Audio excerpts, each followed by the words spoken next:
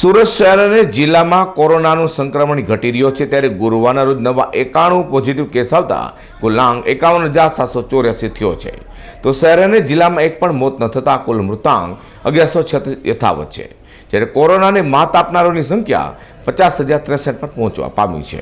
સુરત શહેર અને જિલ્લામાં કોરોનાના સંક્રમણમાં સતત ઘટાડો જોવા મળી રહ્યો છે ત્યારે ગુરુવારે સુરત મહાનગરપાલિકા અને જિલ્લા આરોગ્ય વિભાગના જણાવ્યા પ્રમાણે સુરત શહેરમાંથી 79 અને જિલ્લામાં 12 મળી કોરોનાના નવા 91 કેસ સાથે કુલ પોઝિટિવ કેસનો આંક 51,784 પર પહોંચવા પામ્યો છે।